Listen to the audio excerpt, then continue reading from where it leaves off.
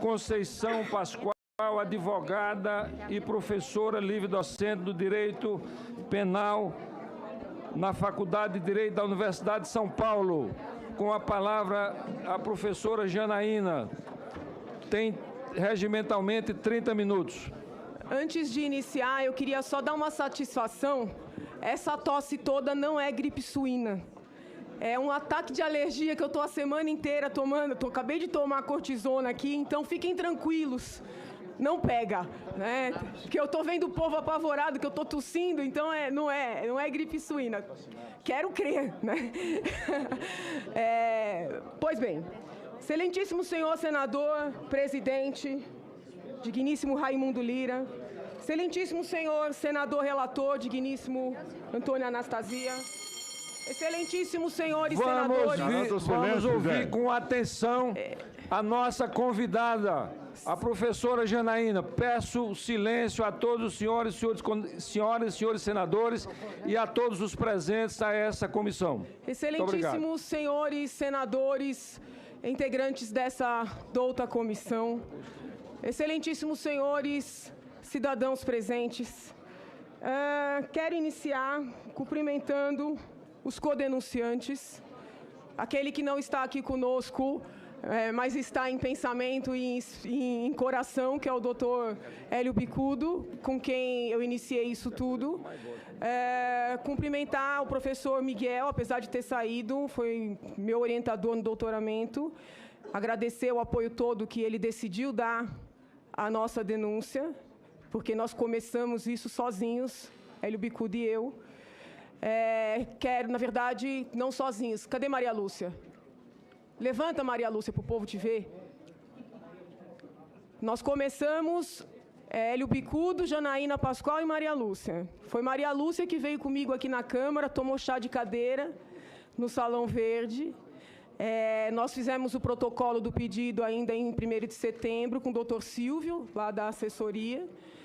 E não tínhamos marcado hora com o presidente da Câmara, ficamos pelo menos 8 horas sentadas, né? Tinha um pessoal do Vem Pra Rua aqui do Distrito Federal também que nos acompanhou, aguardando para tentar uma audiência com o presidente. Então, esse esclarecimento é importante porque já me perguntaram qual é a minha relação com o Cunha, né? Eu até falei, eu vou falar brincando que ele é meu pai e que eu estou fazendo tudo isso para chamar a atenção dele, porque é incrível as perguntas que eu estou tendo que responder nos últimos tempos. Eu quero iniciar, em respeito ao doutor Hélio Bicudo, esclarecendo que este processo de impeachment não tem nada de partidário. Foi depois que os partidos da oposição formaram um movimento pró-impeachment e aí abraçaram o nosso pedido. Foi depois. Isso é importante. É verdade que eu trabalhei no Ministério da Justiça por 4 meses, mas eu não trabalhei com Fernando Henrique Cardoso. Eu sequer apertei a mão alguma vez na vida de Fernando Henrique Cardoso. Eu vim para o Ministério da Justiça. Esses esclarecimentos são importantes porque a nação está acompanhando essa sessão, né? E eu estou sofrendo muitas acusações nos últimos tempos, inclusive de golpista. Então, além de fazer a acusação aqui, eu preciso me defender. Então, não é verdade que eu trabalhei com Fernando Henrique Cardoso. Eu nunca falei com Fernando Henrique Cardoso. Eu aceitei trabalhar no Ministério da Justiça porque o meu orientador, professor Miguel Reale Júnior, que com certeza não foi ministro da Justiça por ser do PSDB, porque ninguém discute a qualidade jurídica dele, porque ele foi alçado à condição de ministro e me convidou para assessorá-lo. Inclusive, ele pediu para sair quando Fernando Henrique não quis fazer intervenção no Espírito Santo, e eu já estava com a minha cartinha de demissão pronta quando Fernando Henrique me exonerou, antes de eu apresentar a carta. E acreditem os senhores ou não, podem pedir para levantar isso lá no Ministério da Justiça, que eu não sei se eu tenho a carta guardada. Eles me mandaram uma carta pedindo para eu devolver o meu salário do último mês que eu trabalhei. Com medo, eu devolvi o salário. Então, é esse Fernando Henrique que vocês dizem que é meu amigo. Aliás, Fernando Henrique Cardoso demorou muito para apoiar isso aqui. Tenho mágoa dele por causa disso.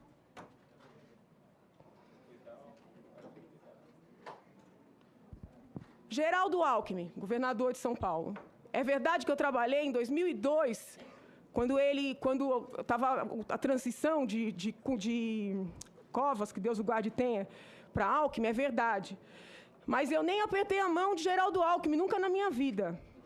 Eu não estou dizendo isso porque eu não apertaria, não é isso não, é só para que fique claro, porque parece que eu sou amiga do homem. Eu nunca falei com esse homem na minha vida. Eu assessorei professora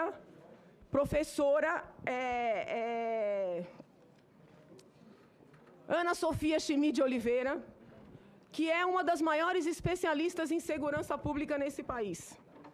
Professora Ana Sofia não tem filiação partidária. Foi com ela que eu aprendi quase tudo que eu sei de segurança pública.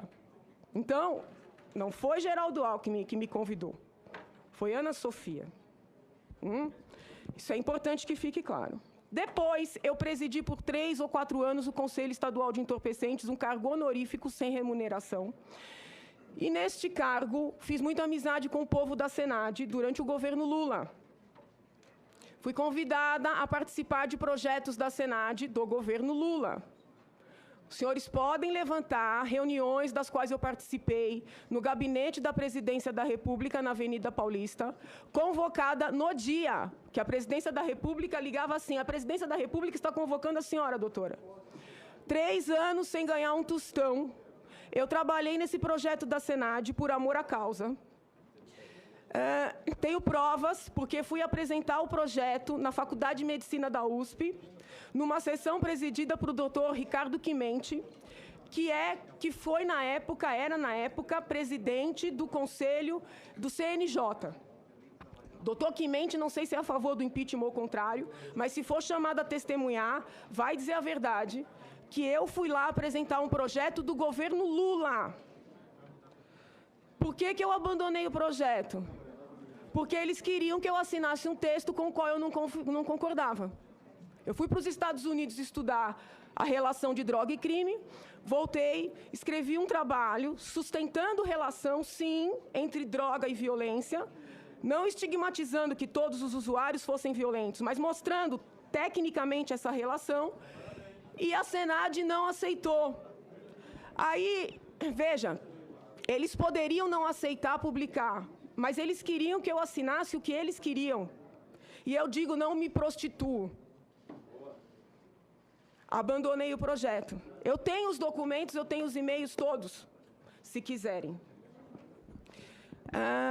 Não estou mentindo. Então, não quero mais ouvir que eu sou tucana, não quero mais ouvir que eu tenho partido, porque eu não tenho partido. Não tenho críticas específicas aos tucanos no que diz respeito à administração. Mas acho que nós estamos nesse quadro por eles serem uma oposição fraca. Vejam a minha personalidade e percebam se eu sou tucana. Então, eu quero só esse esclarecimento à nação. Porque foi a nação que pagou minha passagem, porque hoje eu estou aqui convidada pelo Senado. O Senado pagou minha passagem, foi o povo brasileiro que pagou minha passagem. Então, eu tenho que dar esse esclarecimento à nação. Inclusive, doutor Hélio Bicudo, quando ia ser candidato ao Senado, a pedido do Dom Paulo Evaristo, abdicou de concorrer a favor do Fernando Henrique. Não sei se Fernando Henrique sabe disso, mas até hoje não deu um telefonema a ele para agradecer. Se ficar sabendo agora, seria de bom tom dar esse telefonema.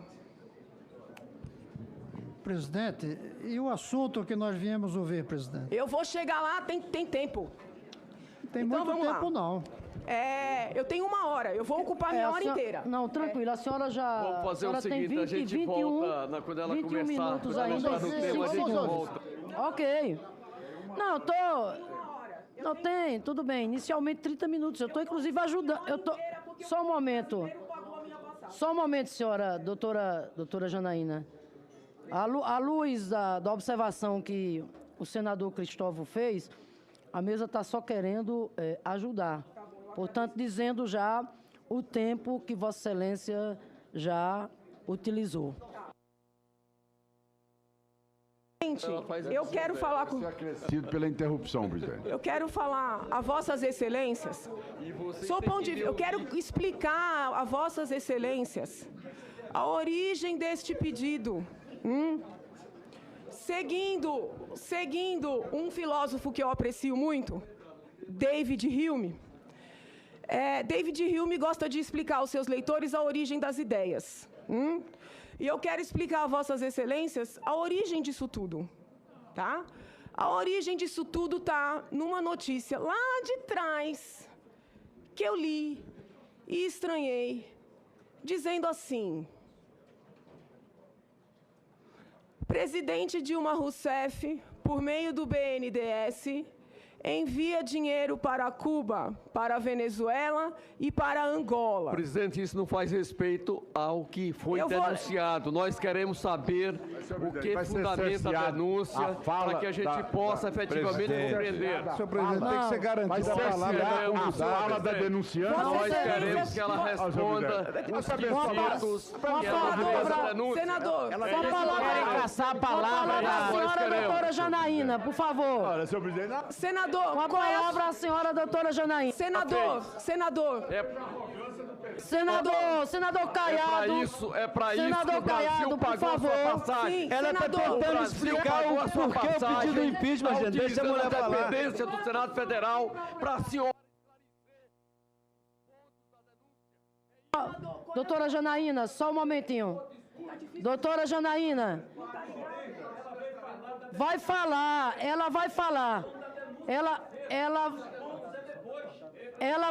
vai falar. Ela vai falar. Senhor, onde é que eu corto? Corto. Que arrogância é essa? Eu queria saber Isso é o cúmulo da arrogância. presidente. Peraí, só um momento.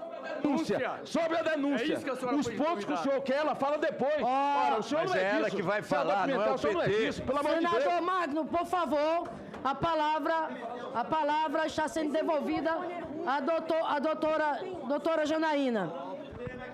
Pois não. Ok. Eu quero. PT A não quer palavra ouvir, está com a presidente. doutora Janaína, por favor. Senhora presidente. Senão eu vou desligar novamente o som do plenário. Senhora A palavra presi- está com a doutora Janaína. Senhora presidente, tem senador Presidente, desconta o tempo. Vossa Excelência está ocupando a presidência da mesa. Pela norma, não tem eleição de vice-presidente. É o senador mais idoso da casa. É porque ele tem a necessidade de ir ao banheiro, tá? Eu Trata-se de fui, direitos humanos. eu fui convidada. Trata de direitos Eu fui humanos. convidada Ele tem pelo o direito de ir ao presidente banheiro. desta Não tem casa, como pelo delegar presidente pro desta Caiado. comissão. Caiado, se você Fui convidada quiser pelo presidente dessa conduzir comissão. o presidente quando ele for ao Questão de banheiro, ordem negada a Vossa Excelência. Não tem essa autorização Corte o som do regimental. plenário. Corta o som do plenário. Presidente. Corta o som. Questão de ordem negada ao senador Caiado. Corta o som do plenário. Excelência. Presidente, tem senador dizendo E agora, só um momentinho, doutora Janaína. E agora que o presidente retornou, com muita honra, eu devolvo a presidência A senhora dos acaba de trabalhos, sofrer certo? impeachment. E quantas vezes ele me convidar, aqui estarei. Então vamos lá. Eu só pergunto se Vossas Excelências estão ouvindo, porque tem um senador dizendo que não está ouvindo. Está ouvindo?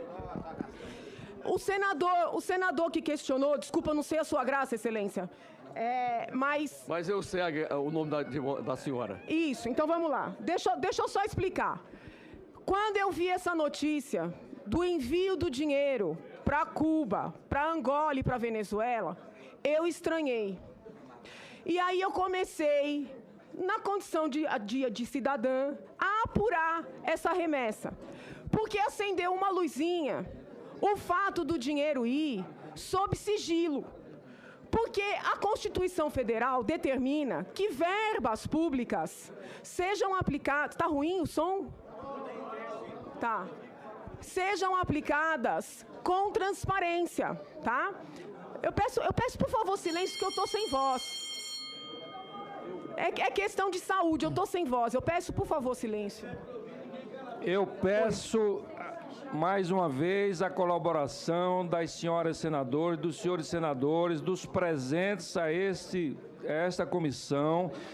Vamos prestigiar a presença da doutora Janaína aqui, fazendo silêncio e atenção, evitando o diálogo paralelo para que possamos ouvir com atenção e valorizar, porque ela está aqui espontaneamente como convidada. Então, ela tem que ser bem tratada e bem recebida por todos nós. Com a palavra, a doutora Janaína. Muito obrigada, Excelência. Então, Excelências, eu tenho ouvido aqui Vossas Excelências, tenho ouvido o ministro Cardoso falando na imprensa, sei que tem professores universitários gravando vídeos e dizendo que Lava Jato, que essa remessa de dinheiro para o exterior, que isso não está na denúncia. Está. Página 7 da denúncia. Independentemente de qualquer... Eu vou ter que ler, porque o povo tem que saber o que está na denúncia. Independentemente de qualquer antecipação de juízo sobre a culpa, estando o presidente da Odebrecht preso, sendo fato notório que o presidente Lula lhe prestava assessoria nos contratos firmados e mantidos com o poder público, não seria caso, no mínimo, de a presidente Dilma Rousseff afastar-se, ao menos institucionalmente, de seu antecessor? Aí vem, ouçam, por favor, que isso é sério e grave. Necessário apontar que... Isso é sério e grave. Apesar da edição da Lei de Acesso à Informação, os montantes enviados para Cuba e Angola receberam a chancela de sigilosos. Estranhamente, as empresas, tão bem representadas pelo ex-presidente, indissociável da atual presidente, segundo consta, conduziram obras nestes países. Essa denúncia não faz mais parte do que nós estamos... Então eu vou... Nós estamos querendo a palavra... Então, senadores, senhores, por favor, vamos ouvir com atenção. Essa matéria, senhor presidente, não faz parte da denúncia. A doutora Janaína é uma convidada, ela veio aqui espontaneamente. Então vamos entrar no direito. Silêncio, por favor. Vamos entrar no direito. Mas ela tem que falar, presidente, sobre o objeto da denúncia. Senhor presidente, corta o som do plenário. Vossa Excelência é a primeira inscrita. Senhores, eu quero só que fique claro para o povo brasileiro, por favor. Se Vossas Excelências não me deixarem falar, vai ficar difícil. Quero. Excelências, eu quero que fique claro. Pela ordem, presidente. Se a senhora parar sobre Eu quero que fique claro para o povo brasileiro que a denúncia ofertada em face da presidente Dilma tem 65 páginas. Dessas 65 páginas, 15 páginas tratam de Lava Jato e de Petrolão. Eu contei ontem à noite. Pois bem, vou chegar nesse ponto. Senhor presidente, pela ordem, senhor presidente, não é possível. Questão de ordem, senhor presidente. Fica interrompendo a convidada. O presidente acabou com essa... E não deixa a audiência... Não é possível. Eu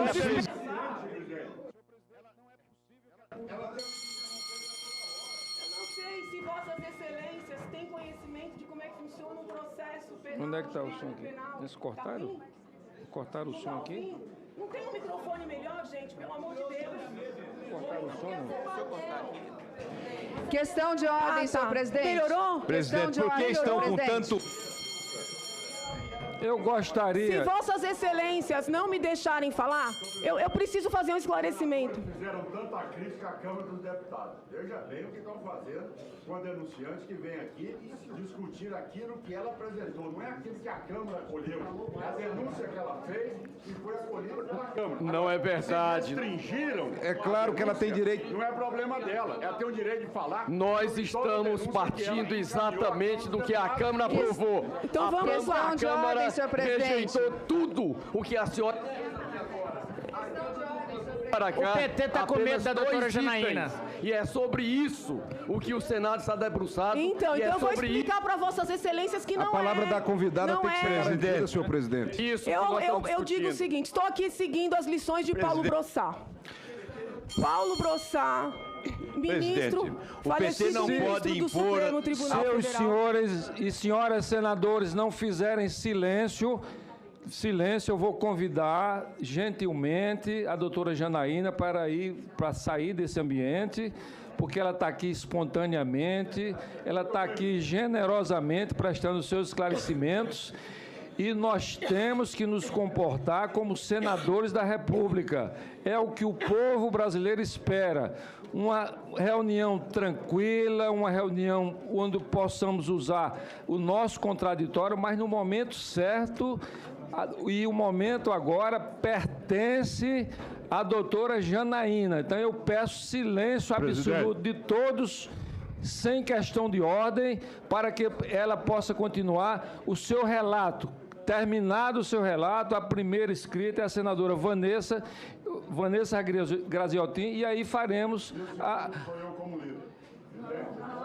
E a partir de amanhã, senhor presidente, depois de quatro, senhor presidente, e amanhã também abaixo o defensor da mulher terá muita dificuldade de falar. Senador, senador Caiado, se Vossa Excelência falar, nós temos que abrir a palavra para todo mundo, e a palavra agora pertence à doutora Janaína. Vamos... A palavra da doutora Janaína está sendo interrompida a todo instante, senhor presidente. Questão de... A todo... Interrompida. Mas nós estamos rogando a Vossa Excelência, sua autoridade. Amanhã, senador Caiado, amanhã será outro dia. Como Vossa Excelência falou, passa a palavra aí para uma pequena consideração da senadora Simone Tebet. Senhor presidente, a convidada está com a palavra, senhor presidente. Senhor presidente, só uma questão de ordem. Questão de ordem. Questão de ordem. Eu lamento tudo isso que esteja acontecendo. Eu acho que o maior anseio numa democracia é a liberdade. Mas há uma linha muito tênue entre a liberdade e a anarquia.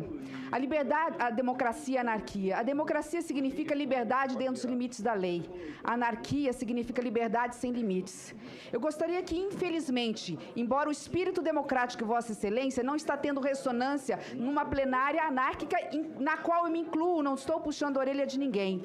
Então, eu gostaria que, nos termos regimentais, nos termos legais e constitucionais, Vossa Excelência utilizasse do seu poder de presidente, inclusive com manos militares, se for necessário, e aqui eu explico o que é isso, cortando os microfones, pelo menos enquanto a denunciante possa, porque nós não estamos conseguindo nos entender. Com todo respeito, eu me incluo nessa porque fiz uma questão de ordem no meio da fala, mas eu fiquei silente o tempo todo. Eu acho que, independente de qualquer coisa, ela não é testemunha, ela não é acusada, ela é uma convidada. Depois nós teremos tempo, inclusive, para interpelá-la sobre aqueles assuntos alheios à denúncia que ela tenha, porventura, denunciado. Então, por favor, senhor presidente, senadora, dentro do seu espírito democrático, deixa eu responder a Vossa Excelência utilize agora. do seu poder enquanto presidente. Deixa eu responder a Vossa Excelência agora.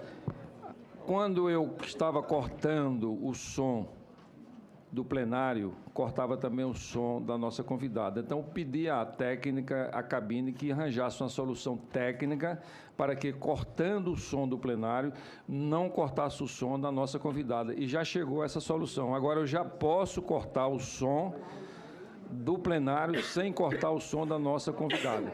Mas acredito, tenho certeza que, pacificando mais as emoções de todos aqui presentes, não vai haver necessidade de cortar o som do plenário.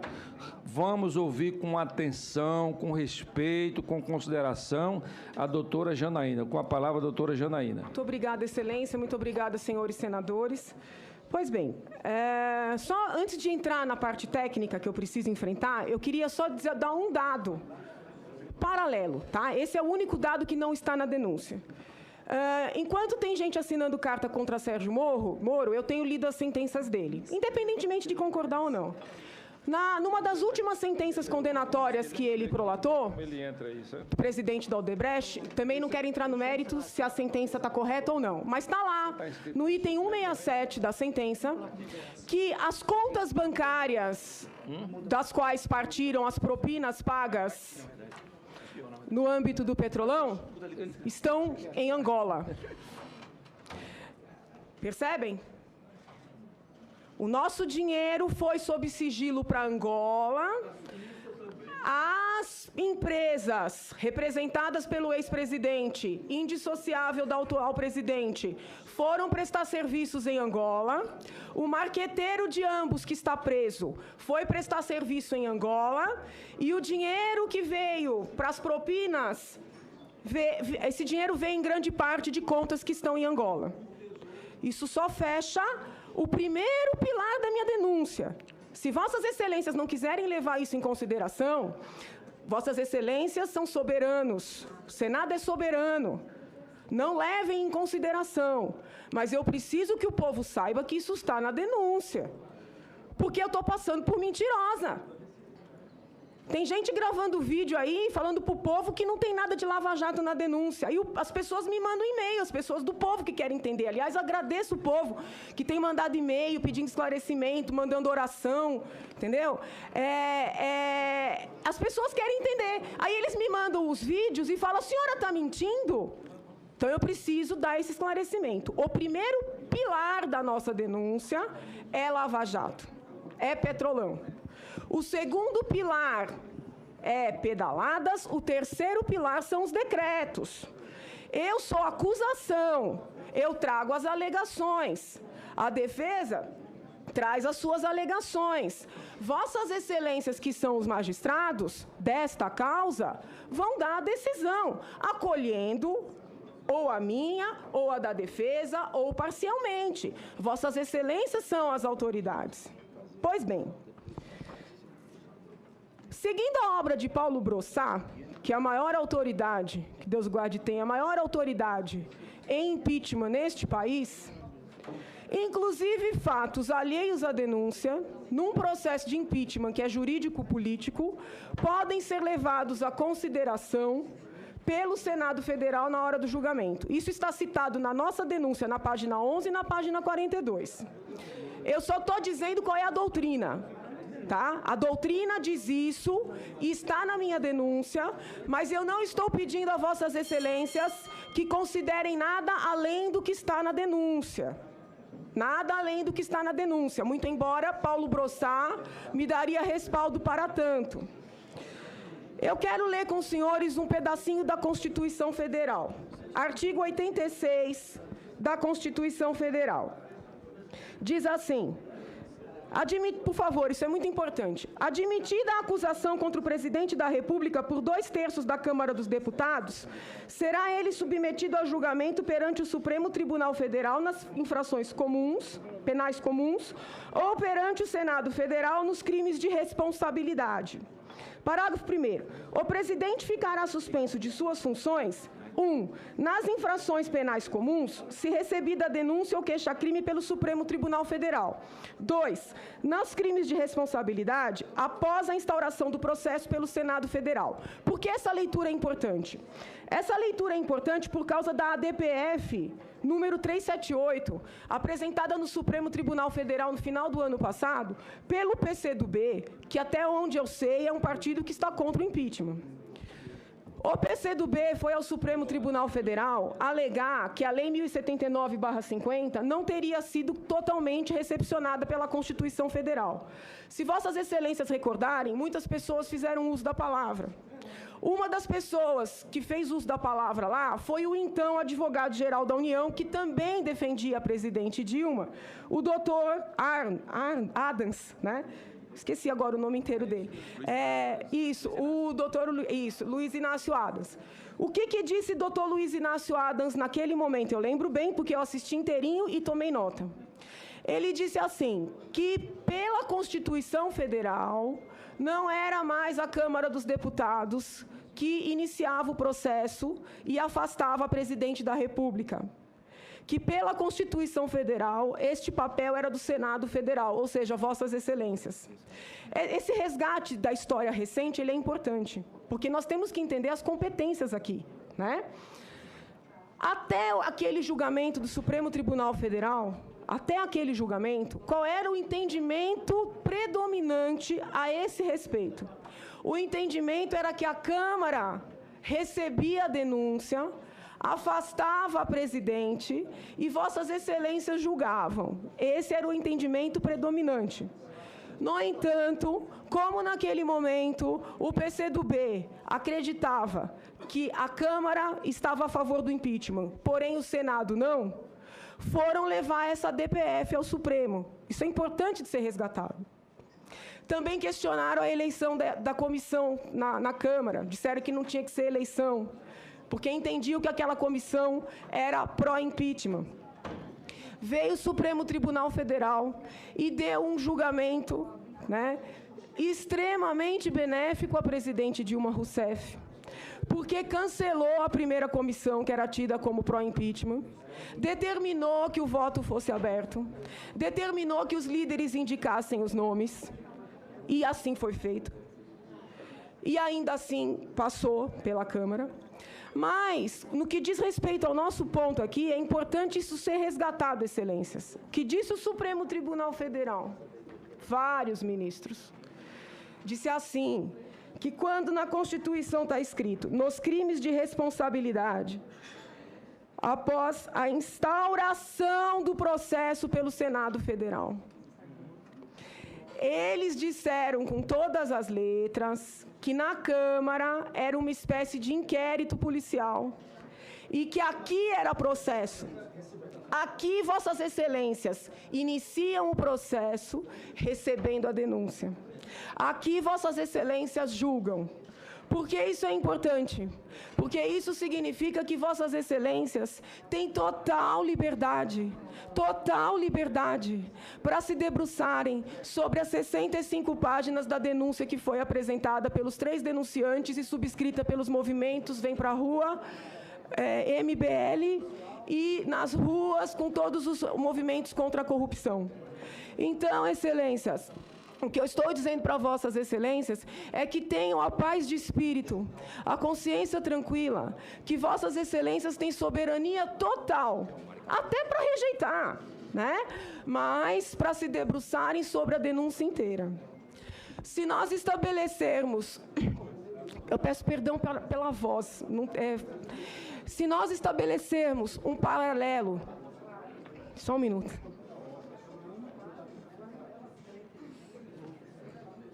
Se nós estabelecermos um paralelo, vamos continuar, Excelências. Se nós estabelecermos um paralelo entre o inquérito policial e o processo, num processo crime, o presidente da Câmara, senhor Eduardo Cunha, seria o delegado de polícia. E Vossas Excelências, os juízes. Quem é versado em direito aqui sabe. Por favor, senhores, por favor. A capitulação jurídica conferida pelo delegado nunca vincula o juiz. A capitulação jurídica é um norte. Essa capitulação não vincula o juiz. Então, ainda que o senhor Eduardo Cunha tivesse escrito qualquer outra coisa, Vossas Excelências teriam o poder e o dever de se debruçarem sobre a denúncia na íntegra. Vou além. Muito embora o presidente da Câmara tenha feito lá suas considerações, no final, na parte dispositiva, ele escreveu: recebo a denúncia. Qualquer iniciante em direito sabe que o que transita em julgado é o dispositivo. Então, eu nem preciso entrar nisso, porque os ministros do Supremo disseram, N vezes, eu tenho anotado cada fala de um deles. Eles disseram assim: não é crível que o Senado esteja submetido ao entendimento da Câmara. Isso é uma inversão. Estou mentindo? Os ministros disseram. Não é crível. Agora, parece engraçado. Se o Supremo Tribunal Federal decidiu que Vossas Excelências não estão submetidos à Câmara, sequer ao plenário, 2/3, como é que estão submetidos à primeira manifestação do presidente lá atrás, a título precário? Fica a indagação para quem quiser formular para o AGU amanhã. Vamos ver o que ele pensa. Vou além. Eu acho graça, com todo respeito, quando eu ouço o governo desmerecer o meu processo, o nosso processo, que somos... Na verdade, não somos só 3, somos muitos. Quando eu falei lá no Lago São Francisco, somos muitos Hélios, muitos Miguéis, muitas Janaínas, disseram que eu estava bêbada. Eu não estava, não, eu estava muito sóbria. Eu acho graça que a oposição fica falando que o nosso processo é golpe, nossa denúncia ainda não é processo, é golpe, porque foi recepcionada por Eduardo Cunha, que eu disse que me deu um chá de cadeira lascado. Os senhores dizem que é golpe porque ele recepcionou. Agora estão se apegando em unhas e dentes à primeira manifestação do homem. Então eu pergunto ao governo, afinal, o homem tem ou não tem legitimidade? Porque se ele não podia receber, e por isso é golpe, a manifestação dele primeira, Vossas Excelências se apegam com unhas e dentes, dizendo que limita Vossas Excelências. Então, eu quero dizer a Vossas Excelências e ao povo brasileiro que com fundamento,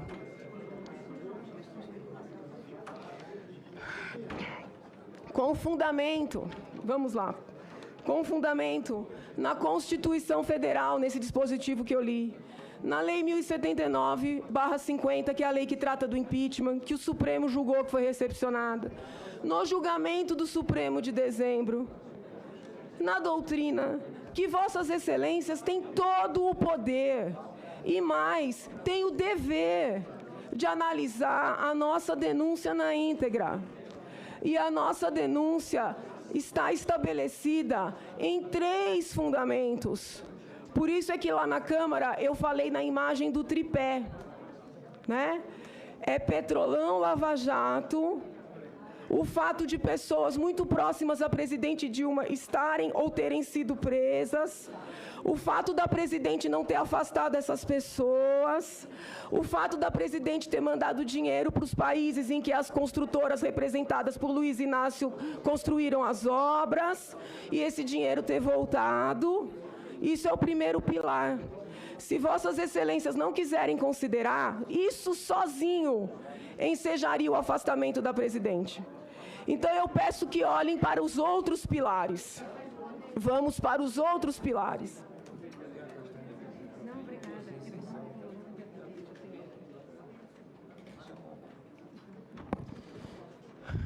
Pedaladas fiscais. As pedaladas fiscais foram a maior fraude que eu já vi na minha vida. Faz 20 anos que eu advogo no crime. Eu nunca vi nada igual. Eu vi na discussão inicial aqui nesta comissão, essa douta comissão, que Vossas Excelências querem expedir ofício para constatar. Não precisa.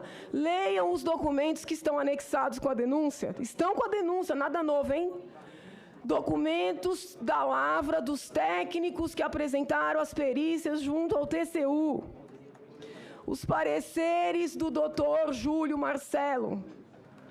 Um técnico acima de qualquer suspeita. Nós, inclusive, o arrolamos aqui como testemunha. Eu soube até que Vossas Excelências o convocaram. Nós arrolamos também 2 auditores fiscais que fizeram a apuração, porque esses técnicos têm que explicar para a nação o golpe do qual nós fomos vítimas. Inteligentemente, o advogado-geral da União, sob o ponto de vista da defesa, mas não sob o ponto de vista da União, inteligentemente, o advogado-geral da União só fala do Bolsa Família e do Minha Casa Minha Vida, dizendo que as pedaladas foram praticadas para poder ajudar o povo pobre. O AGU nunca fala do Bolsa Empresário. O Bolsa Empresário não foi constatado só pelo TCU e só por nós denunciantes, não. A Folha de São Paulo, o professor Miguel disse bem, com fulcro na Lei de Acesso à Informação, exigiu levantar no BNDES, que dizia que por causa do sigilo bancário não ia apresentar, quem foram os principais beneficiários de 2 programas, o Safra do Banco do Brasil e especialmente o PSI do BNDES. O Plano Safra é do Banco do Brasil. É um plano para ajudar, teoricamente, pequenos agricultores. Teoricamente. E o PSI do Banco do BNDES é um projeto que se iniciou em 2009. Foi de 2009 até final de 2015. Teoricamente, para ajudar os empresários pequenos a comprarem máquinas. Teoricamente. Porque o AGU tem que explicar para a nação por que esse PSI encheu de dinheiro grandes empresários, bilionários. Por que com fulcro no levantamento feito pela própria Folha de São Paulo, isso está na denúncia, não está o levantamento porque a Folha fez depois, mas o plano está todo aqui. Por quê? Por quê que a Petrobras foi a segunda maior beneficiária do PSI? Estranho, né? Estranho. Olha que coisa estranha. O dinheiro que foi mandado para as ditaduras pouco transparentes e amigas voltou no Petrolão. A dinheirama do PSI. Nós estamos com débito de 204 bilhões por causa do PSI. Beneficiou Petrobras. Para ajudar na sangria. Vossas Excelências percebem que os pilares estão todos amarrados? O rei da soja recebeu não sei quantos bilhões, não tenho nada contra ele, de repente até os contratos estão adequados, mas recebeu. A empresa da aviação, por favor, eu não sei, senador, eu só sei que recebeu. A empresa de... Por favor, veja, eu não estou aqui para fazer bonito com partido nenhum. Eu estou aqui para falar o que está na denúncia. A empresa de aviação Azul recebeu dinheiro do PSI. Por favor. Olha, tem um estudo feito pelo próprio BNDES, publicado na revista 44, 2015, que mostra que o PSI só favoreceu, ou primordialmente favoreceu, empresas grandes e médias e pessoas que já eram bilionárias. Eu pergunto a Vossas Excelências, sou eu que sou capitalista? Sou eu que sou imperialista e elitista? Aí, os técnicos escrevem os termos técnicos, que a população tem que entender. Fala-se que essas pedaladas foram feitas para pagar a equalização dos juros, tá? A equalização. E o povo lê e não entende o que é isso. Então, eu preciso explicar o que é isso. O governo mandou o BNDES distribuir o nosso dinheiro a juros ridículos. A juros ridículos. Só que o BNDES, ao captar esse dinheiro, tinha que pagar juros elevadíssimos. Quando o BNDES olhou para o Tesouro e falou, mas olha, isso aqui vai ficar desigual. Eu estou pagando caro num dinheiro e estou dando esse dinheiro barato. O Tesouro dizia, faça porque eu garanto. E só a título de juros, equalização é isso, Excelências e povo brasileiro. É o pagamento da diferença entre os juros do dinheiro tomado e do dinheiro emprestado. Aí o dinheiro era mandado para instituições financeiras, que essas grandes empresas têm mais como dar garantia para os bancos. O pequenininho não tem. Então, o pequenininho que tinha que ser ajudado, teoricamente, pelo governo, é isso que eles falam, mas é tudo mentira, o pequenininho não conseguiu dinheiro. Os grandes conseguiam, porque tinham garantias. Aí eu pergunto a Vossas Excelências, isso gerou emprego? Isso gerou riqueza para o país? Não, porque os bancos diziam assim, eu vou te dar com esses juros de, sei lá, 8%, você deixa aplicado aqui, que vai render muito mais. Então, nós pagamos para rico e bilionário ganhar dinheiro às nossas custas. Esse é o governo que se preocupa com o social. Isso está tudo aqui descrito na denúncia, eu não estou inventando nada. Talvez por isso que o AGU, que deveria estar preocupado com o que eu estou falando, porque afinal de contas ele é advogado-geral da União, talvez por isso que o AGU esteja desesperado para restringir a minha denúncia. Né? Porque ele não tem como explicar. Eu não encontrei com ele, eu gostaria que Vossas Excelências amanhã, e eu falo como cidadã, perguntem para ele, por que o governo de vocês, de 2010 a 2015, por que vocês aplicaram nosso dinheiro tanto nesse PSI que só beneficiou rico? E eu não estou acusando o povo do BNDES, não, porque o povo do BNDES faz análise técnica. Se o Tesouro fala, a gente banca, a gente garante, eles liberam. Fora o medo das perseguições que a gente sabe que tem.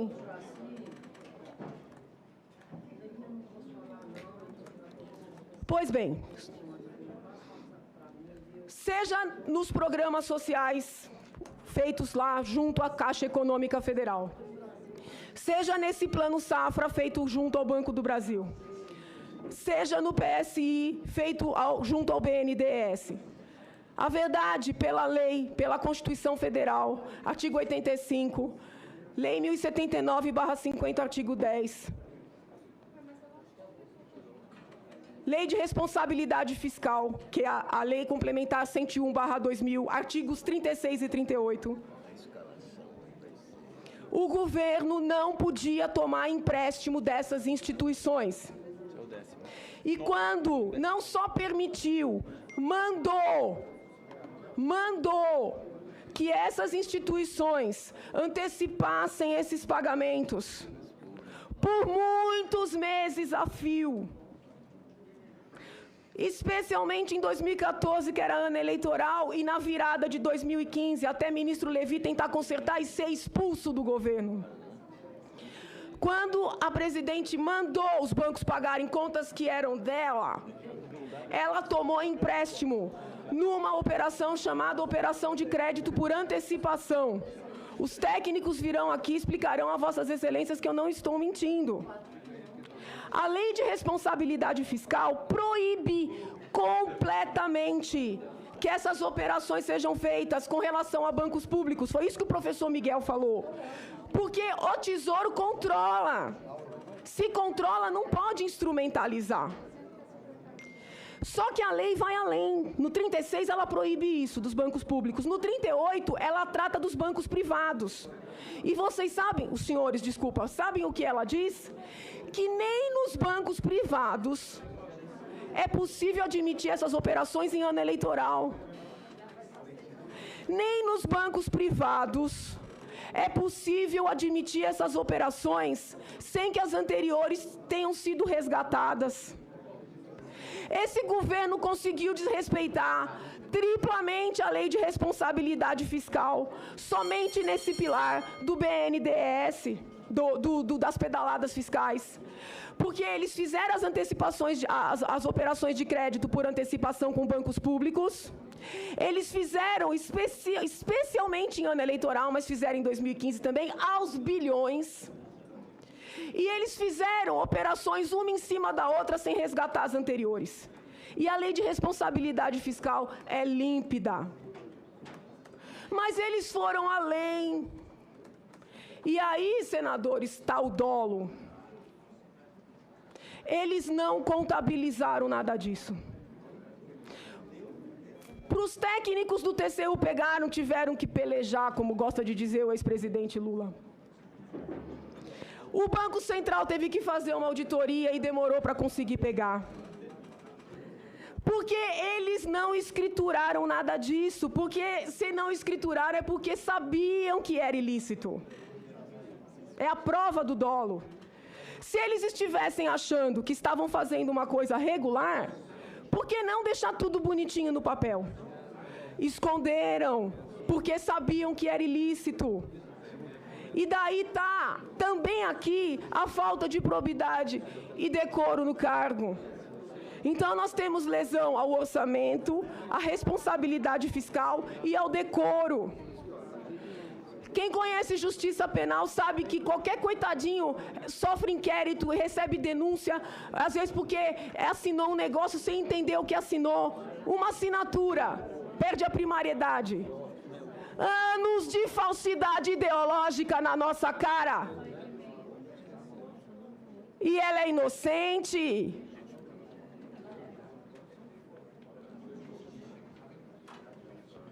Eu podia ter visto tudo isso e ficar calada, excelências? Como é que fica a minha consciência? Porque eu estudei, eu entendi o que eu estava lendo. Como é que fica a minha consciência? Se eu constatei um golpe dessa magnitude, eu vou me omitir? A minha tese de livre docência versa sobre omissão.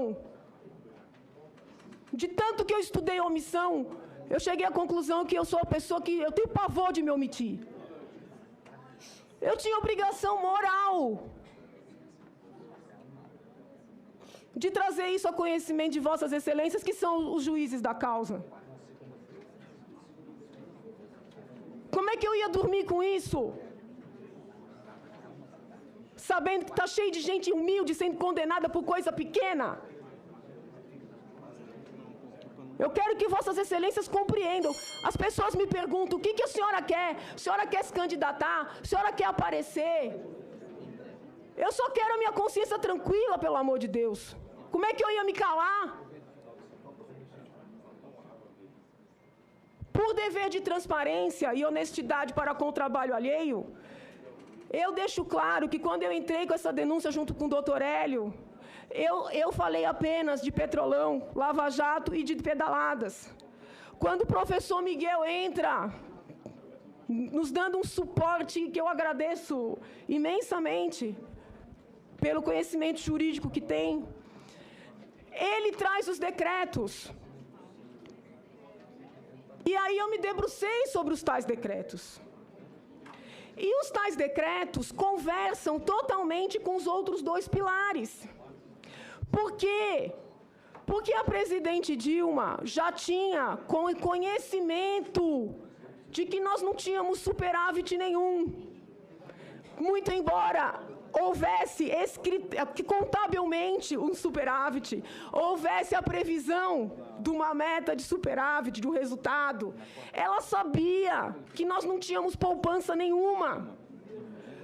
Sabia por causa das pedaladas, sabia por causa da sangria na Petrobras, sabia por causa do gasto desenfreado, né? O que manda a lei de responsabilidade fiscal?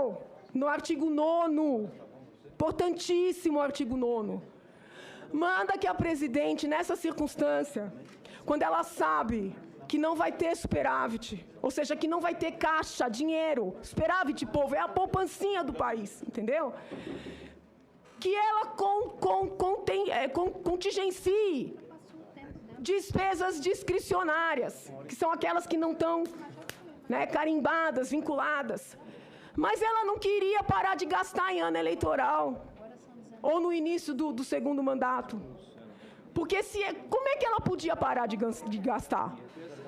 Diminui ministério, manda embora um monte de gente que está em cabide, fecha a TV Brasil, que só serve para fazer propaganda institucional.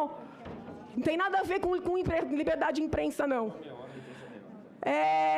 Para de gastar dinheiro em viagem, se hospedar em hotel milionário, cancelar de última hora estada, né? Mas ela não queria parar de gastar. Então, o que ela faz? Desrespeita essa casa, não contingencia, não corta gasto e baixa esses decretos não autorizados, abrindo créditos. Esses decretos estão expressamente proibidos no artigo 167 da Constituição Federal, que é de 1988, excelências. Estão expressamente proibidos no artigo 10 da Lei 1079/50, que, muito embora seja de 50, foi alterado no ano 2000 justamente para prever essa proibição. O artigo 4º que o senador fica falando, ele condiciona, baixar os decretos, ele condiciona a expectativa da meta do resultado de superávit. Então, ela até pode baixar, desde que ela saiba que vai ter condição. Mas ela já sabia que não ia ter, porque ela já tinha mandado um projeto para adaptar essa meta com informações mentirosas. Porque ela escreveu que era por causa da crise no exterior. E todo mundo sabe que é por causa da sangria que foi feita aqui no nosso país. Então eu digo a Vossas Excelências que Vossas Excelências tenham absoluta tranquilidade para receber a denúncia. É claro que, como denunciante, eu solicito que recebam na íntegra, porque isso tudo forma um todo que mostra o golpe do qual o meu país foi vítima. Eu peço a Vossas Excelências que façam um trabalho, que eu sei que é preliminar, mas depois no plenário, que recebam a minha denúncia na íntegra. Mas se entenderem por não receber na íntegra, que recebam cada um desses pilares, conforme o entendimento de Vossas Excelências, porque cada um desses pilares tem crime de sobra. Tem crime de sobra de responsabilidade. E tem crime de sobra comum. Vossas Excelências acham que eu estou feliz de vir aqui, sem voz?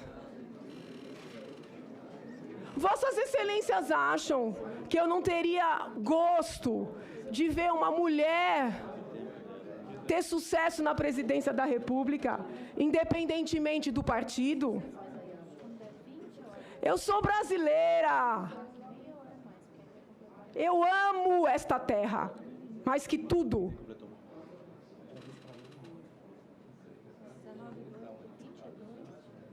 Eu estou aqui porque eu sou brasileira. Esse é meu partido.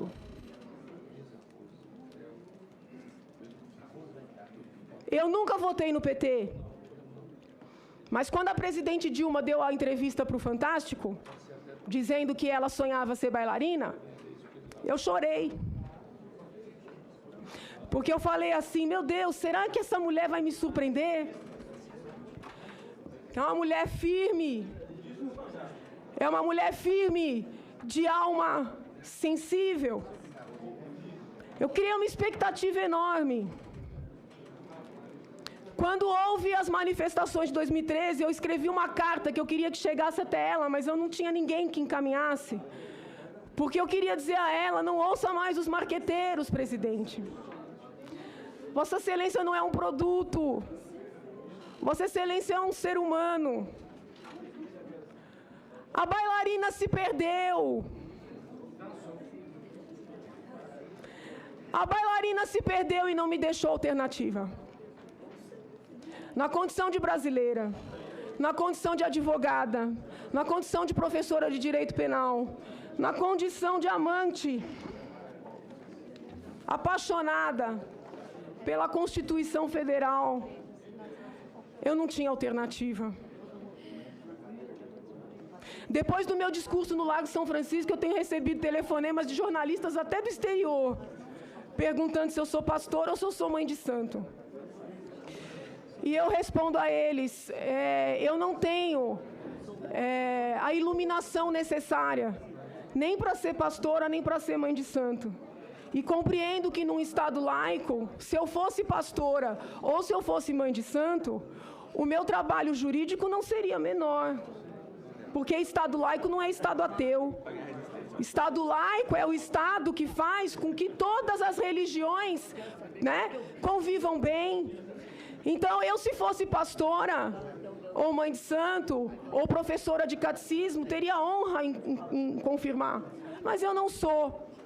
Eu sou apenas uma professora de direito, e numa república.